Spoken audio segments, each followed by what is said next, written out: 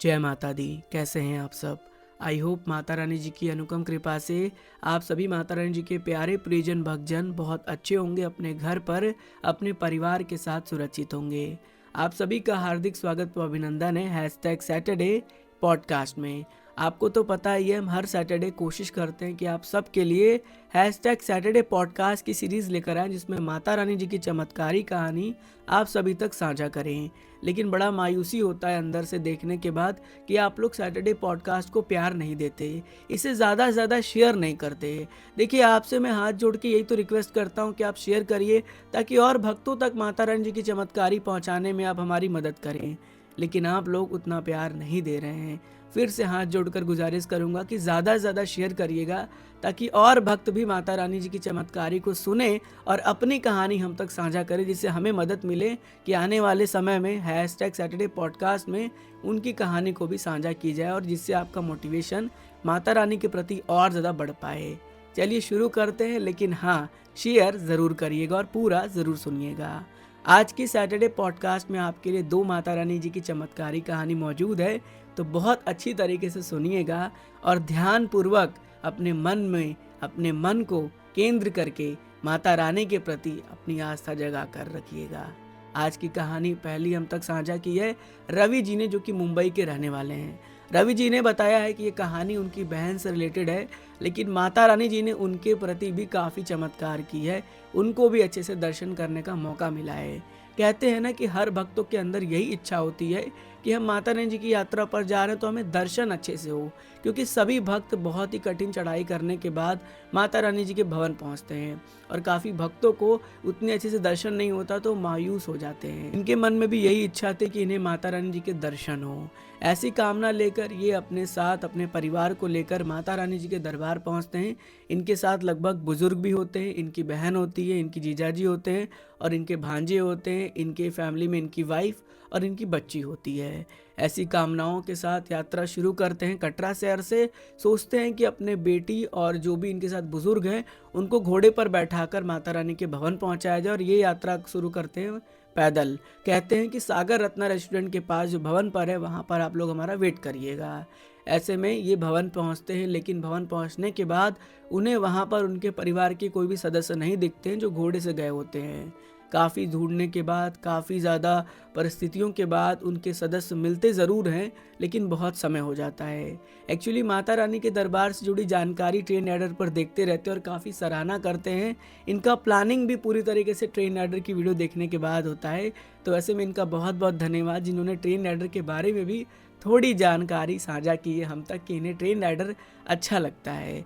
अब दरअसल होता क्या है कि जब ये भवन पहुंचते हैं तो इनके भांजे जो है तलाश करते हैं, और उनको इनकी बिटिया और जो भी इनके साथ परिवार के बुजुर्ग गए होते हैं वो मिलते हैं। लेकिन इनके भांजे और सभी लोग दर्शन करके माता रानी जी का और भैरव बाबा जी का दर्शन करने के बाद इनसे मिलते हैं। इसमें इनके अंदर थोड़ी सी गुस्सा भी होती है और इनके अंदर खुशी भी होती है। गुस्सा इस बात की होती है कि प्लानिंग से जो कार्य होना था वो हो नहीं पाया, और खुशी इस बात की होती है कि इनके परिवार के सदस्य इनको मिल जाते हैं। फिर जैसे तैसे करते हुए प्लानिंग तो फेल हो चुका होता है, लेकिन ये माता रानी जी के दर्शनों के लिए जाते हैं।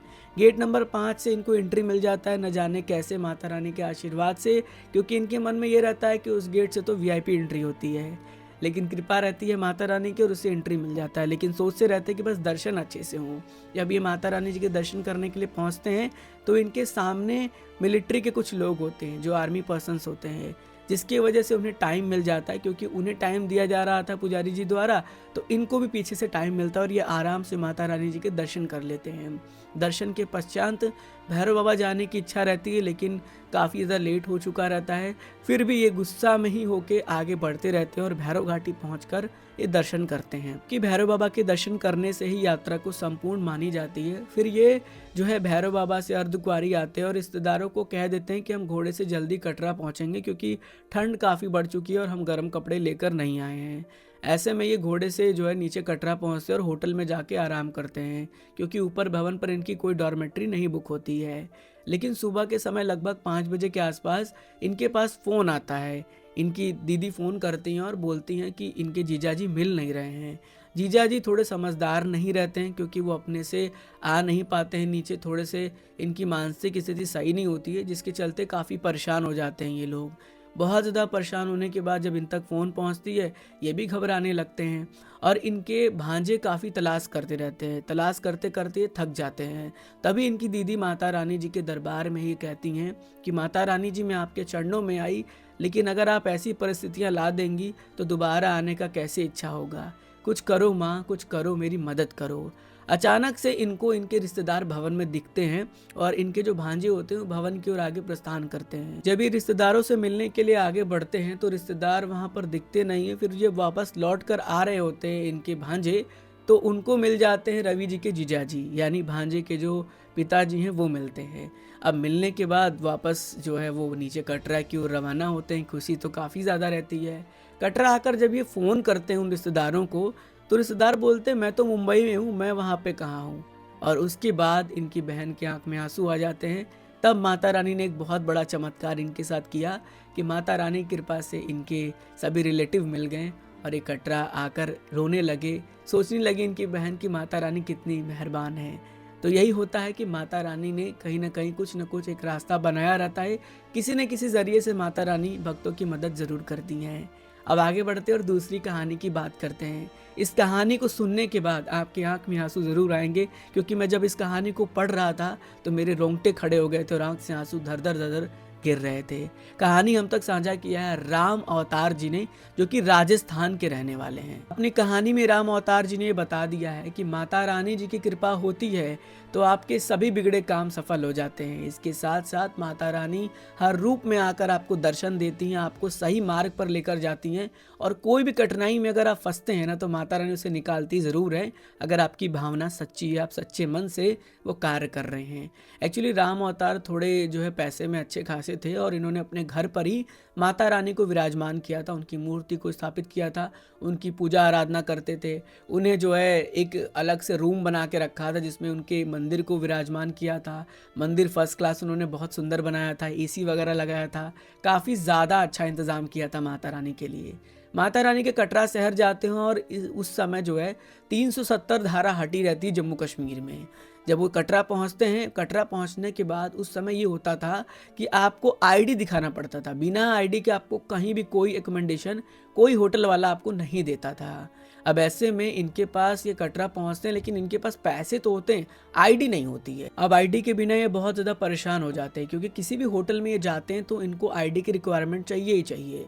उस समय जम्मू कश्मीर की स्थिति भी थोड़ी सी अलग रहती है, जिसके चलते हर होटल वाले आईडी मांगते रहते हैं। पैसे तो इनके पास काफ़ी थे, ये पैसे भी दे रहे थे, लेकिन होटल वाले बोल रहे हैं भैया आप आईडी दो तभी हम आपको एंट्री देंगे। ऐसे काफ़ी होटलों में भटकने के बाद ये कटरा चौक पर आकर बैठ जाते हैं और कहते हैं कि हे माता रानी, आप इस त्रिकूट पर्वत पर विराजमान हैं। मैंने तो अपने घर में आपको एसी में बैठा कर रखा था, आपको तो हर प्रकार की सुविधा दी। आज मैं जो है कटरा की इस सड़क पर बैठा हूँ, कैसी स्थिति आ गई है, लेकिन मुझे पूरी उम्मीद है कि आप मेरी मदद ज़रूर करेंगी। मेरी मदद करो माँ, मेरी मदद करो।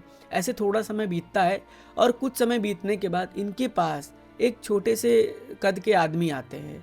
वो आदमी आकर बोलते हैं भाई ऐसे क्यों बैठे हो, क्या हो गया। तो बताते कि भैया ऐसी सी बात है। तो बोलते हैं देखिए पैसे हैं आपके पास। तो बोलते हैं बहुत पैसे हैं। कहते हैं फिर मेरे पास आईडी तो है, चलो फिर साथ में लेके एक रूम ले लेते हैं और रुकते हैं साथ में। लेकिन उनको थोड़ा सा डर भी लगता है कि अनजान व्यक्ति है, कैसे इसके साथ रुकूं। फिर ये कहते हैं चलो माता रानी का नाम लेकर आगे बढ़ते हैं। माता रानी का नाम लेकर आगे बढ़ते हैं तो फिर वो पूछते रहते कि आपको कैसे, आप यहाँ पे आ गए, आप मुझसे कैसे कांटेक्ट किया। तो उन्होंने बोला कि अरे माता रानी ने हमें भेजा है। उस समय तो उनको ध्यान नहीं होता इस सब बातों का। कहते हैं चलो ठीक है। आईडी लेके वो रूम में रुकते हैं, पैसे तो वो दे देते हैं।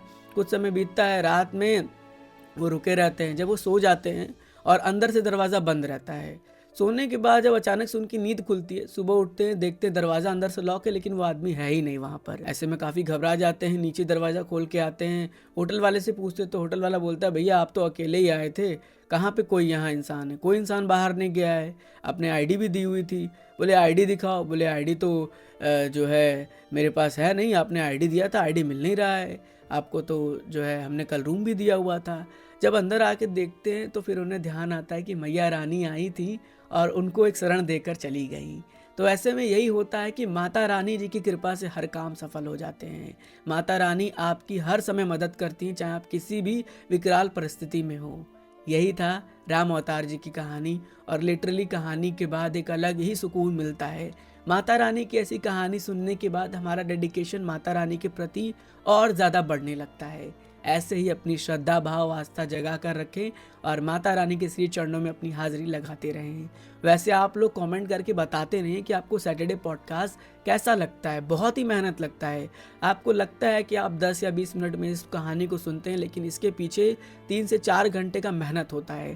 पहले तो कहानी को एनालाइज करना, उसको अपने अलग लैंग्वेज में डब करना, फिर आप तक एक सिंपल लैंग्वेज में पहुंचाना जिससे आपको कहानी समझ में आए, क्योंकि कई वक्त अलग अलग लैंग्वेज में कहानी भेजते हैं तो बहुत ही टफ होता है, लेकिन हम ये आपके लिए करते हैं। अब आपका कर्तव्य बनता है कि आप अपना फीडबैक दें कमेंट के जरिए और ज़्यादा से ज़्यादा शेयर करें। चलिए जुड़े रहिए ऐसे ही चमत्कारी कहानी और माता रानी जी की यात्रा से संबंधित लेटेस्ट अपडेट जानकारियों के लिए। आपका प्यारा पेज है ये ट्रेन राइडर, जिसे आपको खूब सारा प्यार देना है। Mata Rani always bless you. जय हिंद, जय माता दी।